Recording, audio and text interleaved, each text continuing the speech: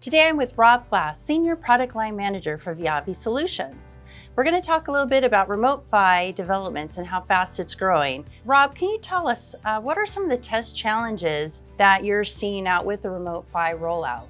Distributed access architecture, also known as DAA, in remote PHY deployment offers some challenges.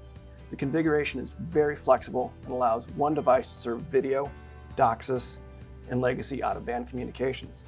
One of these is related to the ability to configure each port on the node uniquely.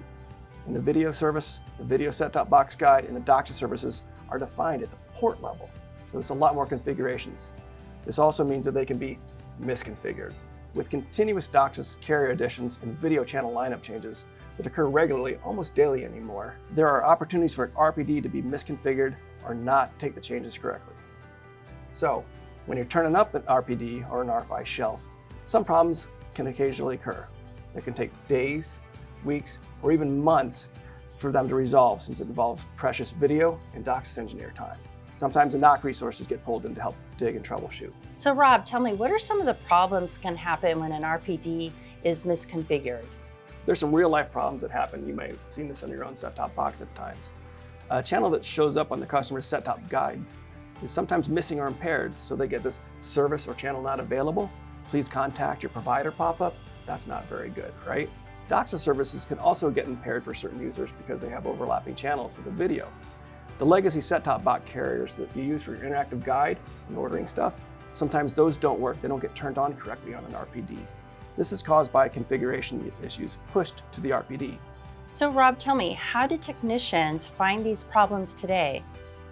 They've been pretty innovative how to solve these problems, and operators will typically make a rack that has multiple set-top boxes, maybe a modem, maybe a phone system in it, and they put this in the truck, and then they bring a drop down from the RPD to the truck and do testing. This testing can take hours to go through because they have to go through every channel and make sure all the services are up and running. So typically it's somewhere from 30 minutes to an hour to do this for them to verify it.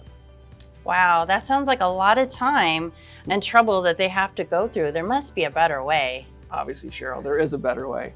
With the QAM video option for the OneXpert CATV, the process is automated and dramatically faster, and the tech can use his field meter to perform the test, complete and error-free. This test verifies that the guide matches the services being deployed and the DOCSIS and video services are configured correctly and not interfering with other services. It also makes sure the legacy set-top out-of-band control is up and running.